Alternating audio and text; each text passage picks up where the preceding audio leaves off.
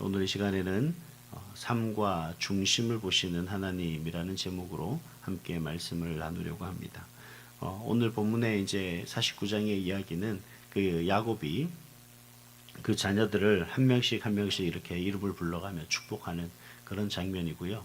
오늘 1절에서 15절까지의 말씀은 루벤, 시므온, 그 다음에 유다, 레위, 유다, 그리고 스불론, 이사갈 이렇게 해서 6 형제들을 이제 축복하는 그런 장면을 볼 수가 있습니다. 근데 대표적인 건 이제 루벤이 야곱의 장자임에도 불구하고 오늘 축복하는 그 내용들을 가만히 보면 루벤인 그 장자인 루벤에게 모든 것을 축복하는 어떤 장자로서의 어떤 권한과 또 그 장자에게 주시는 그 축복을 루벤에게 제대로 이양되는 것이 아니라 이제 다른 자녀에게 흘러가는 것을 이렇게 볼 수가 있습니다. 이런 것을 가만히 보면 하나님께서는 어떠한 기준 속에서 물론 하나님의 기준이 있겠지만 우리가 생각하는 세상적인 그 기준 속에서 하나님이 무조건 이끌어가는 건 아닌 것 같아요. 그 사람들의 삶의 모습과 또 그러한 삶 속에서 그 중심이 어떻게 작동하고 있었는지, 그 중심이 누구를 향하고 있었는지 또 그렇게 살피시고 또 그 살피심 가운데서 하나님께서는 그에게 또 새로운 길을 또 새로운 직분을 또 새로운 삶을 인도하는 그런 하나님인 것 같습니다. 그래서 오늘 이 시간에는 그러한 사람들의 모습들을 통해서 하나님께서 우리에게 무엇을 말씀하시는지를 함께 본문을 통해서 은혜를 나누고자 합니다. 먼저 오늘 말씀을 가만히 보면 하나님은 뭘 보시냐면 삶과 그 삶의 모습을 보시고 모든 것을 결정하시는 분이시다라는 사실을 우리가 엿볼 수가 있습니다. 먼저 3절 말씀해 보니까 그런 얘기를 해요. 루벤은 분명 야곱의 장자다라는 사실을 우리가 명확하게 알 수 있습니다. 그래서 루벤아 너는 내 장자요 내 능력이요 라고 하면서 그가 가지고 있는 장자로서의 어떤 권리, 권한들 또 장자로서 대표하는 어떤 자녀들이 대표하는 대표성에 대해서 야곱은 인정합니다. 그런데 그에게 있어서 이 장자의 권이 왜 우리가 중요하느냐, 뭐 장자의 권이 뭐 그렇게 대단합니까? 라고 이야기를 하는데 당시만 하더라도 장자는 다른 형제들보다 2배의 유산을 갖게 됩니다. 그리고 아버지의 그 대표성, 그 가문의 대표성을 그대로 상속받게 되는 거죠. 그러다 보니까 다른 자손들보다 더 많은 경제적인 혜택과 또 권위로서의 어떤 혜택들 이런 부분들이 분명하게 주어진다라는 겁니다. 그런데 오늘 루벤에 대해서 이렇게 얘기를 합니다. 그에 대해서 뭐라고 했냐면 물의 끓음 같아라고 그렇게 얘기합니다. 그러니까 물이 펄펄펄 끓는 물과 같아라고 하는 그런 표현을 쓰는 거죠. 왜냐하면 오늘도 본문에서 얘기 나왔습니다만 이제 창세기 35장에 가면 루벤이 아버지의 첫 비라와 동침하는 그런 범죄를 저지른 것을 볼 수 있습니다. 그런데 그 범죄를 저지르는 것이 잘못된 것이 아니라 그 모습 속에서 보면 그가 하는 그 일의 모습에서 그의 성격이나 뭐 이런 것들을 드러낸다라는 거죠. 우리가 여러분 우린 사람 하나님께서는 우리의 어떤 위치를 보는 것이 아니다라는 걸 분명하게 이 루벤을 통해서 보여주고 있습니다. 사람은 그 삶에 있어서 어떤 중심으로 살아가고 있는지 그런 모습들을 하나님은 분명히 살피신다라는 것을 오늘 말씀을 통해서 우리가 확인할 수가 있습니다. 루벤은 분명 장자였습니다. 그가 많은 것을 받아 누릴 수 있는 권리도 가지고 있었고 또 모든 형제들을 대표하는 대표성도 분명히 그에게 주어질 겁니다. 그러나 중요한 것은 그의 성격이었습니다. 오늘 보니까 물의 끓음 같아라고 그렇게 말하는데 이 표현은 어떤 거냐면 그는 감정과 욕망을 제대로 다스리지 못했던 사람이다라는 겁니다.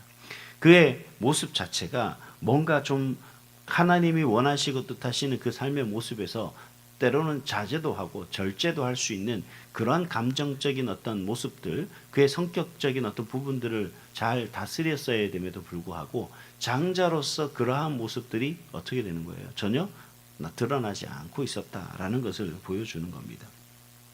우리가 신앙생활을 하는 것도 마찬가지예요. 우리가 교회만 다니면 그냥 자동으로 우리의 신앙이 성장하고 또 우리가 뭐 영적인 어떤 성숙한 면도 자동으로 성장하고 성숙하는 것 같은데 그렇지가 않습니다.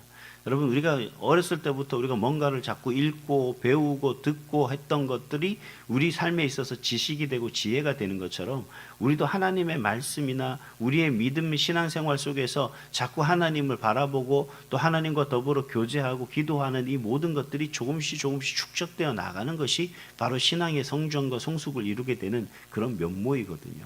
그냥 내가 직분을 받았다고 해서 갑자기 막 신앙이 확 좋아지는 것, 또 혹은 내가 그동안 뭐 그런 어떤 뭐 특별하지 가만히 있기만 하면 교회만 다니면 내가 다른 사람들보다 믿음이 좋아지고 그래 믿음 생활의 연차가 믿음의 크기냐, 그런 건 아니다라고 이야기하는 이유가 바로 그런 겁니다. 뭐 어느 날 갑자기 좋아졌다, 그 사람의 내면 속에 믿음이 그만큼 축적되어 있었기 때문에 그런 부분들이 세워져 가고 있었다는 거죠. 그래서 여러분, 우리가 가장 중요한 것은 오늘 본문을 통해서 우리에게 말씀하시는 것은 뭐냐면, 우리의 삶의 중심이, 즉 우리 삶의 모습에 무엇을 믿고 의지하며 살아가고 있는가, 내가 그런 믿고 의지하는 것 가운데서 우리가 얼마나 그 삶에 있어서 절제하며 살아가고 있는가, 내가 받은 특권을 정말 빼앗기지 않기 위해서 내가 때로는 감정도 억누르고 때로는 그 감정을 절제하고 욕망을 절제할 수 있는 그런 모습 속에서 살아가는 것을 하나님께서는 바라보고 계신다라는 겁니다. 그런 자에게 뭘 주신다는 거예요? 장자에게 맡겼던 그 모든 특권을 허락하신다는 사실을 기억하시고, 오늘도 그 하나님의 특권의 삶을 마음껏 누리시는 그런 저와 여러분이 될 수 있기를 주님의 이름으로 축복합니다.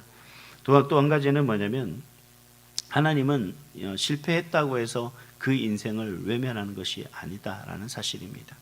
8절에서부터 12절 말씀의 내용인데, 대표적인 한 사람이 나옵니다. 바로 유다라는 사람입니다. 이 유다라는 사람은 다말 사건을 통해서 자신의 죄가 드러나죠. 또 유다를 통해서, 근데 그럼에도 불구하고 유다를 통해서 이 계보가 이어가는 것을 볼 수가 있습니다. 근데 여러분, 이 10절에 보니까 이렇게 얘기해요. 규가 유다를 떠나지 아니하며. 그럼 여기서 이제 의문이 있습니다. 아니, 아까 루벤은 좋다, 그렇게 그들의 문제가, 죄가 있었기 때문에 그것들이 장자로서의 권을 박탈됐다 그러면 그 위에 시므온도 있고 레위도 있었는데 갑자기 왜 유다에게 그런 규가 드러나냐? 물론 우리가 7절 말씀에 보니까 그 시므온과 레위도 마찬가지입니다. 그 노염이 혹독하니 저주를 받을 것이요 라고 하면서 이제 시므온과 레위에 대해서 이미 야곱이 그들을 위해서 이야기를 하죠. 왜냐하면 세겜 사건 때 그들이 사람을 죽였다는 겁니다. 즉 분노가 나쁜 것이 아닌데, 이 분노가 하나님 앞에서 표출됐을 때 그 분노가 주어지는 죄에 대한 모습을 이야기하고 있는 거죠. 그러니까 시므온과 레위도 그들이 장자의 권을 가지고 있었을 때 앞에 르우벤과 마찬가지로 그 절제와 자제를 하지 못하는 그 모습들을 볼 수가 있습니다. 그러니까 여러분, 분노가 나쁘다라고 하는 건 아니겠지만 모든 사람은 분노를 할 수밖에 없습니다. 이 마음속에서 오는 억울함과 속상함과 이 모든 것들이 안에 있기 때문에 분노를 해요. 근데 중요한 게 뭐냐 그러면, 이 분노가 밖으로 표출돼서 행동으로 나타나는 그 순간입니다. 혹은 입으로 뱉어지는 순간 그 입술을 통하여서 다른 사람을 상처를 입게 한다거나 마음의 상처를 가한다거나 또 혹은 그런 행동으로 드러나서 사람을 해를 끼친다거나 하는 이러한 모든 것들이 결국 뭐예요? 하나님 앞에서는 죄가 된다라는 겁니다. 그래서 시므온과 레위 또한 장자의 권에 있어서는 그러한 자신들의 분노에 대한 절제와 자제가 온전히 이루어지지 않고 사람을 죽이는 그 죄로 이어졌었기 때문에 그 부분에 대해서 하나님께서는 장자의 권을 이제 시므온과 르우벤으로부터 시작해서 시므온과 레위를 지나 유다에게도 주어졌다라는 겁니다. 그럼 유다는 그러면 정직하고 완벽한 사람이냐? 유다도 그렇지 않습니다. 유다가 어떤 사람이냐면, 유다도요 나름대로 나쁜 짓을 많이 한 사람입니다. 유다도 가만히 보면 그가 그 형제들을, 그러니까 요셉을 팔아버리는 그 일에 있어서 아주 앞장섰던 사람 중에 한 사람이기도 하고, 여러 모습에서 보면 그가 결코 정직한 사람이 되지는 못합니다. 이건 지난번에 제가 한번 충분히 설명을 드렸다고 생각하기에 그냥 넘어갑니다. 왜 그러면 유다를 통해서 하나님께서는 장자의 권을 계승하고 계신가? 그건 다름 아니라 유다가 변했기 때문입니다. 다른 형제들이나 다른 그 모습들을 보면, 형제들의 모습을 이렇게 보면 그들이 하나님 앞에서 자신들의 죄에 대한 회개와 이런 부분들이 나타나지 않습니다. 근데 유다는 자신의 삶의 모습 속에서 뭔가 변하고 있는 그 모습들을 확실하게 보여줍니다. 대표적인 게 누구예요? 바로 자기 동생 베냐민을 대신해서 자기가 인질로 잡히겠다, 종이 되겠다라고까지 하며 나갔던 그 모습들을 우리가 볼 수가 있지 않습니까? 그래서 하나님은 완벽한 사람을 사용하시는 것이 아니라 하나님께서 돌이켜서 하나님의 사람으로 쓰임받기를 원하는 그러한 사람을 하나님이 사용하신다라는 사실을 누굴 통해서, 이 유다를 통해서 우리에게 명백하게 보여주고 있다는 겁니다. 사랑하는 여러분, 우리의 과거가 하나님의 은혜보다 크냐? 아닙니다. 절대 아니에요. 우리의 과거의 어떤 죄가 하나님의 은혜보다 절대 클 수가 없죠. 그러면 우리가 하나님의 은혜를 우리가 받는다 할지라도 그 과오 때문에 하나님의 은혜가 어떻게 됩니까? 드러날 수가 없게 되는 거죠. 그러나 하나님의 은혜는 한없이 크고 귀하기 때문에 우리의 과거에 어떤 지금까지 7, 80평생, 90평생, 100평생 살아왔던 그 죄보다도 하나님의 은혜가 더 크기 때문에 그 모든 것이 어떻게 됩니까? 가려질 수가 있는 겁니다. 그럼 이 하나님의 은혜는 어떻게 우리에게 주어지느냐? 바로 하나님 앞에 진실함의 회개 속에서 우리에게 주어진다는 거죠. 실패하고 넘어지는 게 우리가 잘못된 것이 아니다. 실패했어도 괜찮다. 넘어져도 괜찮다. 그러나 다시 일어나고 하나님 앞으로 나올 수 있느냐라는 것이 바로 하나님이 보시는 기준이에요. 얼마나 오랜 시간 기도하고 기도의 능력에 방언하며 엄청난 어떤 기도의 어떤 언변이 있느냐, 이게 중요한 것이 아니라 진실한 마음으로 하나님 앞에 구하고 정말 하나님 앞에 도움을 간절하게 구하며 나가는 그 마음이 진실된 마음이냐 아니냐를 보신다라는 겁니다. 그런 면에서 유다는 어떻게 된 거예요? 하나님 보시기에 합격이라는 겁니다. 그래서 결국 그 장자의 꾼이 유다에게로 넘어오게 되는 거죠. 그래서 유다를 통해서 다윗이, 그리고 다윗의 자손을 통해서 예수 그리스도까지 이어지는 계보가 바로 완성되게 되는 그러한 모습들을 볼 수가 있습니다. 사랑하는 성도 여러분, 믿음의 사람은 마지막 순간에도 하나님의 약속을 바라보는, 하나님을 의지하고 나가는 그런 사람인 줄 믿습니다. 그 약속을 온전히 이루어가는 그런 가문이 될 수 있기를 주님의 이름으로 축복합니다. 마지막으로 하나님은 각 사람에게 맡기신 자리에서 살아가게 하신다라는 사실입니다. 야곱은 오늘 본문에 보니까 이제 마지막으로 스불론과 이사가를 축복하는데, 먼저 스불론을 보니까 바다에 거할 것이다 라고 이야기를 하면서 그 반경을 이렇게 시돈까지 이렇게 쭉 이야기하는 그 모습을 우리가 볼 수가 있습니다.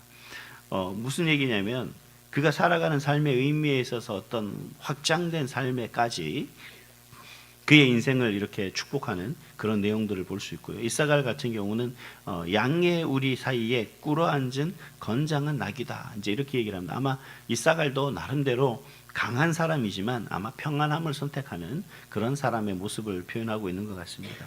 즉 이 모든 모습들을 두 사람을 보든 앞에 있는 다른 사람들을 보든 가만히 보면 중복되거나 겹쳐져 있는 그런 모습은 없습니다. 앞으로 이후에도 살펴보겠지만 그 야곱의 아들들은 각자 각각의 모습으로 이 땅에 살아가고 있는 그 모습을 볼 수가 있습니다.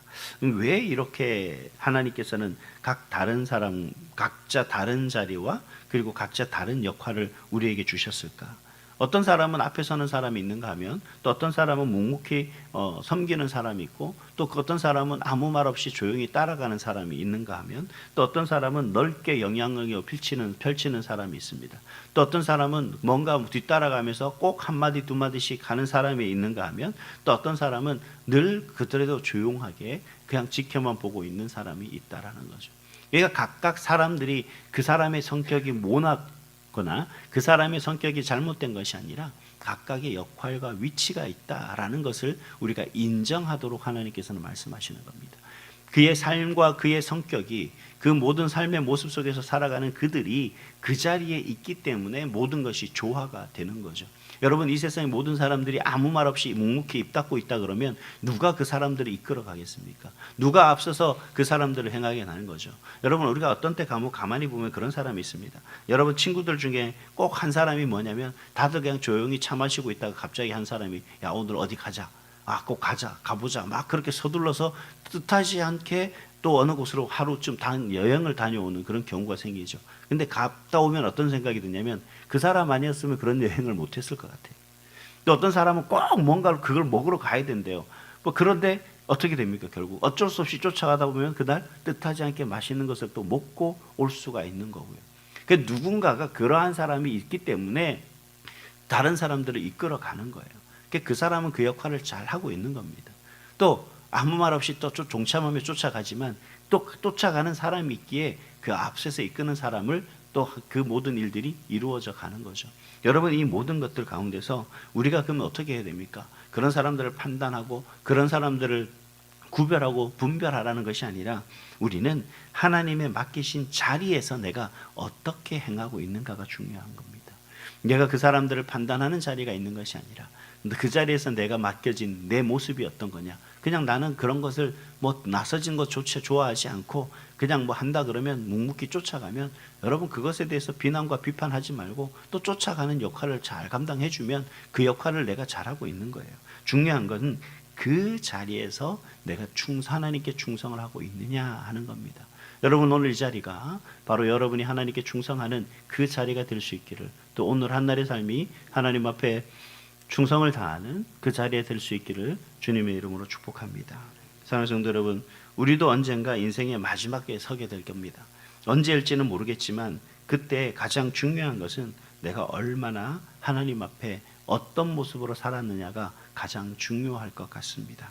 우리 마지막이 후회가 아니라 우리가 마지막이 믿음의 고백이 될 수 있기를 다시 한번 주님의 이름으로 축복합니다. 그래서 지금까지 살아왔던 인생이 하나님 보시기에 가장 아름다운 모습이었고, 또 앞으로 우리 자손들에게 나아가는 주어지는 그 삶의 믿음의 모습들도 우리 부모를 통해서 바라보는 그들의 신앙생활에 참된 본이 되어지는 그런 저와 여러분의 모습, 또 그런 본을 따르는 우리 자녀 자손들의 모습이 될 수, 믿음이 될 수 있기를 다시 한번 주님의 이름으로 축복합니다.